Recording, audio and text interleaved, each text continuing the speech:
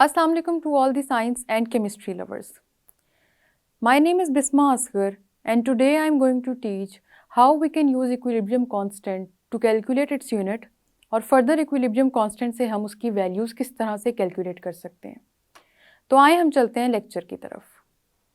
अभी तक हमने बहुत ही इंटरेस्टिंग तरीके से बात की है फॉरवर्ड रिएक्शन की, रिवर्स रिएक्शन की, वो किस तरह से हो रहे होते हैं और फिर उन्हीं रिएक्शंस में हम केसी की वैल्यूज़ को किस तरह से डिराइव करते हैं। बहुत स्मार्टली अभी तक हम उन चीज़ों को समझ चुके हैं, उम्मीद है। आज हम उसी केसी में थोड़ा सा आगे जाएंगे और हम ये देखेंगे कि केसी की वैल्यू को बेसिकली यूज़ कैसे करना है। उन्हीं इक्वेशंस में अगर आपके पास उनका यूज़ सिनेरियो ही नहीं होगा तो आपको उसकी समझ कैसे आएगी। केसी की वैल्यू निकाल ली, केसी का एक्सप्रेशन निकाला बेसिकली। अब कॉन्सेंट्रेशन की वैल्यूज़ कैसे कैलकुलेट करनी है। उस कॉन्सेंट्रेशन की वैल्यू को कैलकुलेट करने के लिए हमें इसी एक्सप्रेशन को थोड़ा सा आगे डाइव इन करना पड़ेगा और जब हम उसमें डाइव इन करेंगे ना तो हमें और भी बेहतर समझ आ जाएगा। मुश्किल बिल्कुल नहीं है, बहुत इजीली हमें भी पता लग जाएगा कि कैसे हमने उन्हीं वैल्यूज़ को डालना है जो हमें दी होंगी और कितनी आसानी से हमारे पास कॉन्सेंट्रेशन के लेवल्स आ जाएंगे और इक्विलिब्रियम कांस्टेंट की वैल्यूज़ कैलकुलेट हो जाएंगी। इसको समझने के लिए हम स्टेप बाय स्टेप देखेंगे और उसके लिए हम चलते हैं लाइट बोर्ड की तरफ। तो अभी तक हमने स्टेप बाय स्टेप हर तरह का रिएक्शन भी समझ लिया है और हमने ये भी देख लिया कि हर रिएक्शन इक्विलिब्रियम कांस्टेंट तक कैसे आता है। इतनी बातें हमने इंटरेस्टिंग तरीके से समझ ली हैं कि आज का लेक्चर तो बहुत ही इजी है। अभी हमने बहुत आसानी से देखना है कि किस तरह उसी एक्सप्रेशन को जो हमने पहले कैलकुलेट किया है उसमें वैल्यूज़ किस तरह से डालनी है। वैल्यूज़ भी इंपॉर्टेंट है और एक और चीज़ भी इंपॉर्टेंट है जिसकी हम आगे जाके बात करेंगे और उसमें जाने के लिए हम वही बात सबसे पहले लिखेंगे और इस तरह आपकी भी रिवीजन हो जाएगी कि कैसे हमने केसी की वैल्यू कैलकुलेट की थी। हमने सबसे पहले लिखना है केसी का एक्सप्रेशन और वही एक्सप्रेशन जो हमने इक्विलिब्रियम पे कैलकुलेट किया था। मैं आपको एग्जांपल के तौर पे वही रिएक्शन दे देती हूँ जिसको हमने हाइपोथेटिकल कंसिडर किया था कि जिसमें ए है reactant, another reactant is B और ये रिवर्सिबल रिएक्शन के बाद रिएक्टेंट से प्रोडक्ट सी और प्रोडक्ट डी बन रहा है। इसके लिए जब हमने केसी की वैल्यू कैलकुलेट की तो हमारे पास जो केसी की वैल्यू आई उसमें न्यूमिनेटर में हमारे पास आ गए प्रोडक्ट्स और डिनोमिनेटर में आ गए हमारे पास रिएक्टेंट्स। उसके बाद हमने देखा और सीखा कि कैसे अगर हमारे पास इन्हीं रिएक्टेंट्स और प्रोडक्ट्स की कॉन्सेंट्रेशंस दी होंगी तो हम केसी की वैल्यू कैसे निकालेंगे। हमारे पास कॉन्सेंट्रेशन है ए प्लस बी, प्रोडक्ट की तरफ आए तो सी प्लस डी। यहाँ से हम कैलकुलेट करेंगे इस रिएक्शन की केसी की वैल्यू और जो केसी की वैल्यू है उसमें हमारे पास न्यूमिनेटर में आ गए products raise to the power of the number of moles और डिनोमिनेटर में आ गए हमारे पास रिएक्टेंट्स जिसके फिर पावर में हमारे पास नंबर ऑफ मोल्स हैं। ये कितनी आसानी से हमने एक एक्सप्रेशन लिख लिया इक्विलिब्रियम कांस्टेंट का। अब अगर आपको कोई भी रिएक्शन दे दिया जाएगा तो ये तो आप आराम से निकाल लेंगे। व्हाट इफ इसी रिएक्शन के अंदर आपको बता दिया जाए कि वैल्यू क्या है, प्रोडक्ट्स की वैल्यू और रिएक्टेंट्स की वैल्यू। उस प्रोडक्ट और रिएक्टेंट की वैल्यू आपको उस न्यूमेरिकल में या उस क्वेश्चन में गिवन होगी। फॉर एग्जांपल ये जो हमने ये वाला रिएक्शन कंसिडर किया है जिसमें हमने ए बी सी डी ये जो स्मॉल लेटर्स में लिखे हैं इनको हमने कॉन्सेंट्रेशंस के साथ नंबर ऑफ मोल्स कंसिडर कर लिए। अब इसी रिएक्शन में आगे हम ये कर देते हैं कि मैं आपको ये बता देती हूँ कि ये जो रिएक्शन लिखा था इसमें ए की जो कॉन्सेंट्रेशन है वो 2 है, बी की कॉन्सेंट्रेशन 3 है, सी की भी 2 है और डी की 4 है। ये आपके पास कॉन्सेंट्रेशन की वैल्यूज़ आ गई। इसको देख के कन्फ्यूज़ नहीं होना, ये बहुत ही इजी तरीके से सॉल्व होगा। अभी देखिएगा आप खुद ही कर लेंगे। जब केसी की वैल्यू हम यहाँ पे लिखेंगे दोबारा से वही एक्सप्रेशन जो हमने कैलकुलेट किया था तो आपने ये जो स्क्वायर ब्रैकेट के अंदर सी डी और ए बी लिखा है उसकी जगह अब आपने इन वैल्यूज़ को पुट कर देना है।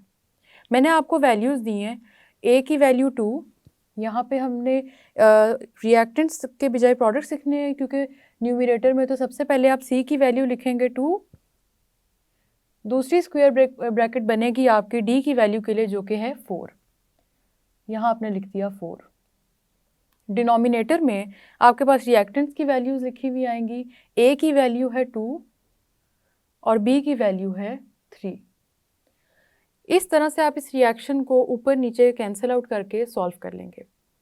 वो किस तरह से करेंगे आप देख सकते हैं कि इस रिएक्शन में 2 और 2 न्यूमिनेटर में भी है, क्योंकि डिनोमिनेटर में भी है, ये कैंसिल आउट हो जाएंगे और आपके पास इस रिएक्शन की जो फाइनल वैल्यू आएगी वो आएगी 4/3। ये हमने कैलकुलेट किए जब हमारे पास मोलर कॉन्सेंट्रेशंस गिवन होंगी। अब रिएक्शन के अंदर मोलर कॉन्सेंट्रेशन के साथ साथ उसके नंबर ऑफ मोल्स भी गिवन होते हैं, उसको भी हमने यूज़ करना क्योंकि सीखा है। ये हमने वो रिएक्शन लिखा है जिसमें हमने नंबर ऑफ मोल्स को भी यूज़ करना सीखा है। तो अब हम एक ऐसा रिएक्शन लिखेंगे जिसमें हम इन सब चीज़ों की वैल्यूज़ लिखेंगे और फिर हम उसको डिराइव करते हैं। हमारे पास एक रिएक्शन है जिसमें रिएक्टेंट्स और प्रोडक्ट सभी भी A, B, C, D ही हैं, बस उसकी वैल्यूज़ थोड़ी सी चेंज कर देते हैं। For example 2 number of moles are of A, 2 B के, रिएक्शन के बाद ये 3 C के हो जाएंगे और हमारे पास D का कोई भी नहीं है। मैंने आपको इस रिएक्शन में ये कह दिया कि A की मोलर कॉन्सेंट्रेशन 3 है, B की मोलर कॉन्सेंट्रेशन 4 है, C की मोलर कॉन्सेंट्रेशन भी 4 है और D की मोलर कॉन्सेंट्रेशन 5 है। हमने यहाँ पे अब मोलर कॉन्सेंट्रेशंस को लिख दिया है। मोलर कॉन्सेंट्रेशन भी हमारे पास इस रिएक्शन में मौजूद है और साथ साथ नंबर ऑफ मोल्स भी हमारे पास इस रिएक्शन में मौजूद है। तो वही जो इतनी आसानी से हमने केसी की वैल्यू कैलकुलेट की थी उसी के अंदर पुट करेंगे और अब आप साथ ही कैलकुलेट भी करेंगे। देखिए केसी की वैल्यू में यहाँ पे हमने ऊपर न्यूमिनेटर में अपने प्रोडक्ट्स लिखे हैं, तो सी की वैल्यू है 4 और सी के नंबर ऑफ मोल है 3, तो हमारे पास पावर में चला जाएगा 3। डी की वैल्यू है 5 और डी के क्योंकि कोई नंबर ऑफ मोल्स नहीं है तो हमारे पास पावर में कुछ भी नहीं आएगा। नंबर ऑफ मोल इसका 1 ही है और 1 पे हम कुछ भी नहीं लिखते होते। डिनोमिनेटर में हमारे पास रिएक्टेंट्स आएंगी। ए की वैल्यू हमने ली है 3, मतलब कॉन्सेंट्रेशन इसकी 3 है और इसके नंबर ऑफ मोल्स हैं 2। इसी तरह हमारे पास बी की वैल्यू हमने कॉन्सेंट्रेशन ली है 4 और इसके हमारे पास नंबर ऑफ मोल्स हैं 2। अब आगे इस पे कोई केमिस्ट्री और कुछ और नहीं चलेगा, बस आपने मैथमेटिकली इसको सॉल्व करना है। आप 4 की पावर को जब 3 करके सॉल्व करते हैं, 4 को हमने 3 की पावर दे दी, तो इसका मतलब है आपने 4 को 3 टाइम्स मल्टीप्लाई करना है। उसके बाद आपका जो इसका आंसर आएगा उसको आपने 5 से मल्टीप्लाई कर देना है और उस रिजल्टेंट आंसर को हमने इससे सारे से डिवाइड कर देना है। जो वैल्यू आएगी आपके पास वो आपके इस पूरे के पूरे रिएक्शन की फाइनल केसी की वैल्यू है, इक्विलिब्रियम कांस्टेंट की वैल्यू है, जिससे हमें ये पता लगेगा कि ये जो रिएक्शन इक्विलिब्रियम कांस्टेंट पे पहुंच गया है, ये जिसकी केसी की वैल्यू हमने निकाली है, ये इक्विलिब्रियम पे जब पहुंचा तो इसमें रिएक्टेंट्स की कॉन्सेंट्रेशन कितनी थी, प्रोडक्ट्स की कितनी थी। अब हमारे पास वैल्यूज़ भी कैलकुलेट होंगी, लेकिन उसके अलावा हमने इसके यूनिट्स भी लिखने हैं। यूनिट्स किस तरह लिखने हैं आए हम उस पर बात करते हैं।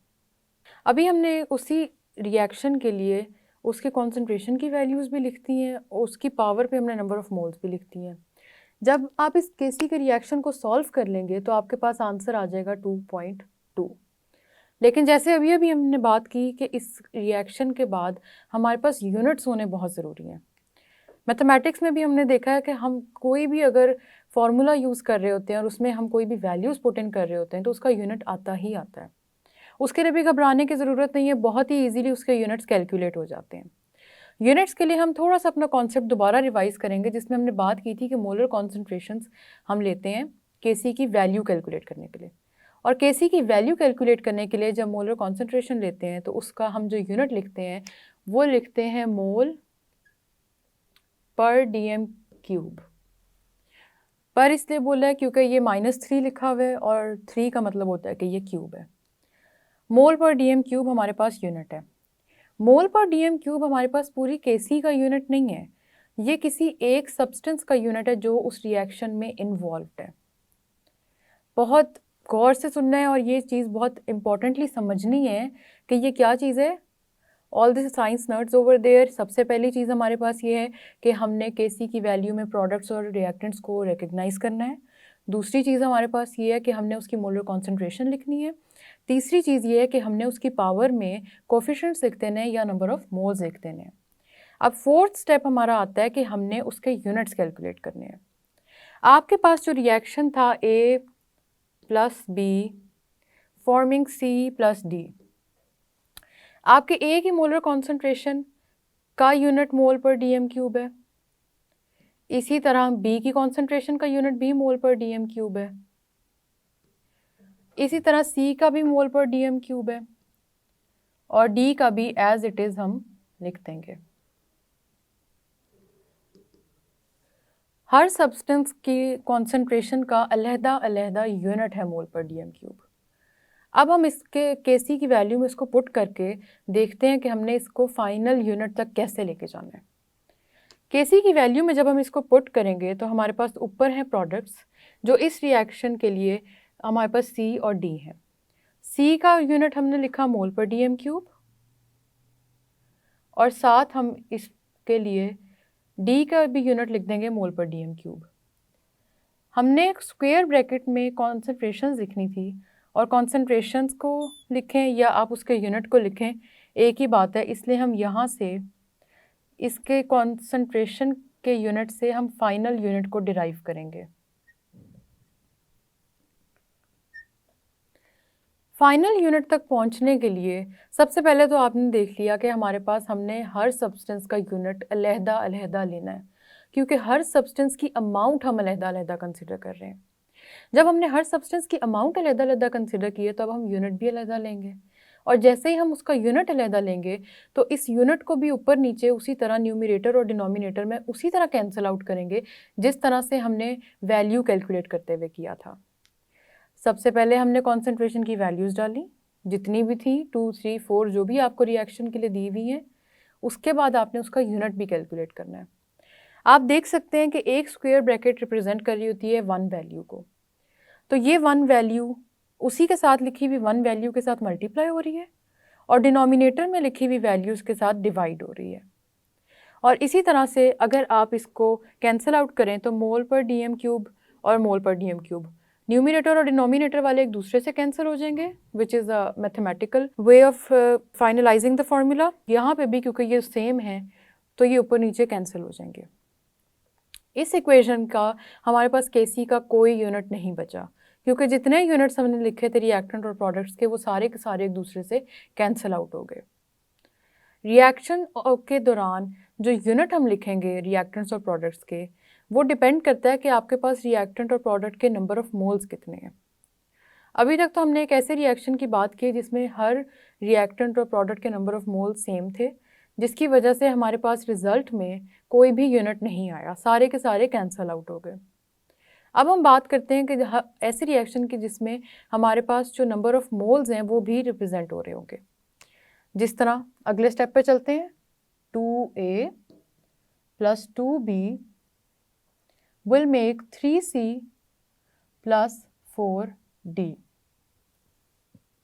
अब आप जब इसके मोल पर डीएम क्यूब को लिखेंगे Kc के एक्सप्रेशन के अंदर तो आप पावर में नंबर ऑफ मोल्स लिख देंगे। इस तरह Kc की वैल्यू निकालने के टाइम पे हम लिखेंगे C के मोल पर डीएम क्यूब, और क्योंकि इसके नंबर ऑफ मोल्स 3 है तो हमारे पास पावर में 3 चला जाएगा। बिल्कुल उस वही चीज़ है जो हमने पहले वैल्यू निकालने के लिए की है, यहाँ पे सिर्फ हम यूनिट निकालने के लिए उसी वैल्यू को यूनिट से रिप्लेस कर रहे हैं। यहाँ पे मोल पर डीएम क्यूब के ऊपर 3 चला गया पावर में, क्योंकि नंबर ऑफ मोल्स 3 थे, और साथ में डी की जब हम लिखेंगे मोल पर डीएम क्यूब तो पावर में हमारे पास चला जाएगा 4। क्यों? क्योंकि इसका नंबर ऑफ मोल्स 4 है। हम आते हैं डिनोमिनेटर वाली साइड पे। डिनोमिनेटर में मोल पर डीएम क्यूब 1 है और इसकी पावर है 2, और साथ बी के मोल पर डीएम क्यूब, इसकी पावर भी है 2 क्योंकि इसके नंबर ऑफ मोल्स 2 हैं। तो इसका आप 2 तरीके से वैसे सॉल्व कर सकते हैं। या तो आप ये करें कि मोल पर डीएम क्यूब की एक स्क्वायर ब्रैकेट की पावर के साथ पूरा का पूरा उसको कैलकुलेट करें, और दूसरा तरीका ये है कि आप उसको खोल के रख दें और जितनी कैंसिलेशन होती है वो सारी कर लें। अब उसको ओपन करके रखने के लिए क्या करेंगे हम कि हम इसके 3 हैं, इसके 3 भी हम अलहदा लिख लेंगे और इसके 4 हैं वो भी हम अलहदा लिख लेंगे। वो लिखने से पहले आप देख सकते हैं कि हमारे पास इस मोलर कॉन्सेंट्रेशन की पावर 3 है और नीचे डिनोमिनेटर में जो मोलर कॉन्सेंट्रेशन है उसकी पावर हमारे पास 2 है। जब आप इसको कैंसिल आउट करेंगे तो नीचे वाली 2 ऊपर वाली स्क्वायर ब्रैकेट के 2 से कैंसिल आउट हो जाएगी और हमारे पास बच जाएगी 1, क्योंकि ऊपर 3 है। ठीक है, आपने इस 2 को जब इस 3 के साथ कैंसिल आउट करना है तो क्योंकि 2 और 2 सेम होंगे वो डिडक्ट हो जाएंगे, वो कैंसिल हो जाएंगे, आपके पास बच जाएगी सिर्फ 1 मोल पर डीएम क्यूब। हम उसकी वैल्यू लिखेंगे इस तरह से, मोल पर डीएम क्यूब, और हमारे पास क्योंकि ये एक ही है, अगर आप इसको इस तरह से लिखें 1, तो ये कैंसिलेशन के बाद का आंसर है जो इस तरह से आ जाएगा। ठीक है, दूसरी तरफ आप इन दो अगर स्क्वायर ब्रैकेट्स को कंपेयर करें तो नीचे आपके पास 2 है पावर इसकी और ऊपर आपके पास 4 है। इसको भी आप अगर कैंसिल आउट करें तो 2 ऊपर वाले 4 के 2 से कैंसिल आउट हो जाएंगे और पीछे आपके पास 4 में से 2 बच जाएगा। हम यहाँ पे लिखेंगे मोलर कॉन्सेंट्रेशन मोल पर डीएम क्यूब और साथ हम पावर लगा देंगे 2। इस तरह से आपके पास दो वैल्यूज़ आ गई हैं, एक की पावर 1 है यूनिट में और दूसरी की पावर 2 है। और इस तरह क्या हो गया कि आपके पास फाइनल में 2 + 1 का मतलब है कि 3। हमारी जो फाइनल पावर आई है उसका वो है 3।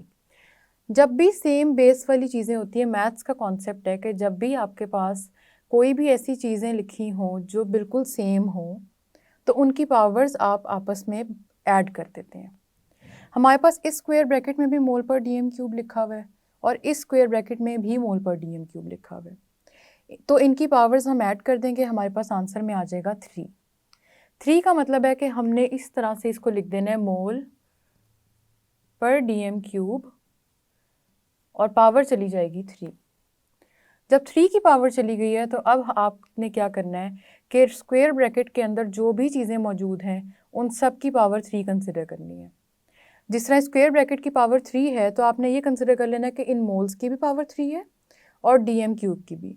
तो मोल के ऊपर अभी कुछ भी नहीं है, जब आप इसकी पावर 3 कंसिडर कर लेंगे तो आप इस तरह से लिख देंगे मोल रेज़ टू द पावर 3 और डीएम क्यूब है ऑलरेडी वो -3 है, वो इस पावर के साथ मल्टीप्लाई हो जाएगा जब हम उसको इसमें ऐड करेंगे और ये आ जाएगा डीएम -9। ये आपका फाइनल यूनिट है उस रिएक्शन के लिए जिसकी अभी हमने बात की थी, जिसमें हमने 2 मोल्स लिए थे ए के, फिर बी के, फिर 3 लिए सी के और 4 लिए डी के। इस तरह आपने यूनिट्स को आपस में न्यूमरेटर और डिनोमिनेटर के यूनिट्स को कैंसिल आउट करना है और जितने पीछे बच जाएंगे उनको स्क्वायर ब्रैकेट में मौजूद मोल और डीएम क्यूब से अलहदा मल्टीप्लाई कर देना है। इसी को हम ज़रा बहुत ही ज़्यादा खोल के भी थोड़ा सा सॉल्व करते हैं ताकि इसकी बेटर अंडरस्टैंडिंग हो सके, तो उससे आपको आसानी से समझ आ जाएगा।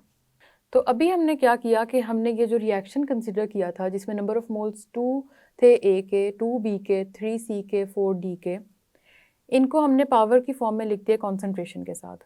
मोल पर डीएम क्यूब क्योंकि कॉन्सेंट्रेशन की ही पावर है तो वो एज इट इज़ ऊपर लिखी जाएगी। अब हम नेक्स्ट स्टेप क्या करेंगे फाइनल यूनिट तक पहुंचने के लिए कि हमारे पास ये जो पावर्स है न्यूमरेटर में इनको ऐड कर देंगे और एक ही एक्सप्रेशन बना देंगे न्यूमरेटर में। उसी तरह डिनोमिनेटर की पावर्स को भी आपस में ऐड करके डिनोमिनेटर में भी एक सिंपल सा इक्वेशन बना देंगे। हमारे पास न्यूमरेटर में जब 3 और 4 ऐड होंगे, हम सबसे पहले इसको लिख लेते हैं कि मोल पर डीएम क्यूब -3 और हम इनकी पावर्स को क्योंकि ऐड कर रहे हैं तो ये हो जाएगा 3 + 4। मैथ्स का रूल है कि जब भी आपके पास बेस सेम होती है, मतलब आपके पास कोई भी चीज़ जो रिटन है वो दो डिफरेंट चीज़ें नहीं हैं, वो बिल्कुल सेम है, तो आपकी जो पावर्स हैं वो ऐड हो जाती हैं। हमारे पास पहली ब्रैकेट में मोल पर डीएम क्यूब है, दूसरी ब्रैकेट में भी मोल पर डीएम क्यूब है, इसलिए इनकी पावर्स आपस में ऐड हो जाएंगी। 3 + 4 आ गया हमारे पास न्यूमरेटर में और डिनोमिनेटर में भी हम इसी तरह मोल पर डीएम क्यूब का एक ही लिखेंगे इसको स्क्वायर ब्रैकेट में और हम इनकी पावर्स को कर देंगे ऐड। डिनोमिनेटर में हम क्या करेंगे, हमने स्क्वायर ब्रैकेट में लिख ली है कॉन्सेंट्रेशन और इसी तरह हम इनकी पावर्स हैं 2 + 2, उसको हम यहाँ 2 + 2 लिख देंगे। अब हमारे पास नेक्स्ट स्टेप में हमने मोल पर डीएम क्यूब लिखा है, ये वाला है न्यूमरेटर के लिए, जिसमें जब आपने 3 और 4 को ऐड किया तो ये आया 7 और डिनोमिनेटर में जब आपने इस 2 और 2 को ऐड किया तो हमारे पास यहाँ पे जो आंसर आया वो है 4। 7 और 4 आप ऊपर नीचे इस तरह से कैंसिल कर सकते हैं कि 7 में से 4 आप माइनस कर दें और आप देख लें कि आपका आंसर क्या आता है। जब भी एक ही स्टेटमेंट के अंदर दो बेसेस सेम पड़ी होती हैं तो हमने बात की कि हमने उनकी पावर्स को ऐड कर देना है। जब वही सेम बेसेस हमारे पास डिवाइड हो रही होंगी तो उनकी पावर्स एक दूसरे से माइनस हो जाती हैं। और उस तरफ जाने के बजाय अगर आप यही देख लें कि इसकी पावर 7 है, इसकी डिनोमिनेटर में 4 है, तो आप 7 में से 4 डिडक्ट कर दें और आपके पास आंसर आ जाएगा 3 का। तो हमारे पास जो फाइनल वैल्यू आएगी वो आएगी मोल पर dm क्यूब 3। ये जो 3 आंसर हमारे पास आया है, हमने 7 में से 4 डिडक्ट किया क्योंकि 4 7 के 4 के साथ कैंसिल आउट हो जाएंगे और बाकी रह जाएंगे 3। इन 3 को हम क्या करेंगे कि अलहदा मोल और dm क्यूब की पावर कंसिडर करेंगे। dm पे ऑलरेडी -3 लिखा हुआ है तो उसके साथ हम इस पावर को मल्टीप्लाई कर देंगे -3 के साथ, और मोल्स पे क्योंकि कोई भी पावर नहीं लिखी हुई हम कंसिडर कर लेंगे कि वहाँ ऑलरेडी 1 लिखा हुआ है और उसके साथ 3 को मल्टीप्लाई कर देंगे। तो जो हमारे पास आखिरी एक्सप्रेशन आएगा वो होगा मोल क्यूब और dm -9। ये आ गया आपका final unit of this reaction जो हमने अभी अभी कंसिडर किया था। इस तरह हमने यूनिट कैलकुलेशन कर ली अपने इसी रिएक्शन के लिए और हमारे पास फाइनल आंसर आ गया। हर रिएक्शन में आपने यही करना है कि जो हमारे पास रिएक्टेंट साइड पे लिखे हुए हैं यूनिट्स उनको कैंसिल आउट करना है प्रोडक्ट साइड के यूनिट्स के साथ और अपनी फाइनल वैल्यू कैलकुलेट कर लेनी है। इसके बाद हम कुछ एग्जाम्पल से भी इसको समझने के लिए कोशिश करेंगे। अभी के लिए इतना ही। तो आज आपने देखा कि किस तरह हमने कितने आराम से ना सिर्फ अपनी वैल्यूज़ कैलकुलेट की केसी की, हमने उसके यूनिट्स भी कैलकुलेट कर लिए। तो कितना इजी था। ये थोड़ी सी प्रैक्टिस की ज़रूरत होगी, लेकिन जैसे जैसे आप आहिस्ता आहिस्ता प्रैक्टिस इंक्रीज़ करेंगे आपको बहुत ही ईजीली ये सारी चीज़ें समझ आ जाएंगी। और इसको सॉल्व करना बिल्कुल भी मुश्किल नहीं है। जहाँ हमने फॉरवर्ड, रिवर्स और इतने तरह के रिएक्शंस पढ़ लिए वहाँ हम ये तो कर ही लेंगे। अब हमने यहाँ तक इसको सॉल्व किया है और प्रैक्टिस हम बिल्कुल इकट्ठे करेंगे, मिलके करेंगे, जिसके लिए हम नेक्स्ट लेक्चर में कुछ और एग्जाम्पल्स को देखेंगे। तो मिलते हैं फिर नेक्स्ट लेक्चर में। अल्लाह हाफिज़।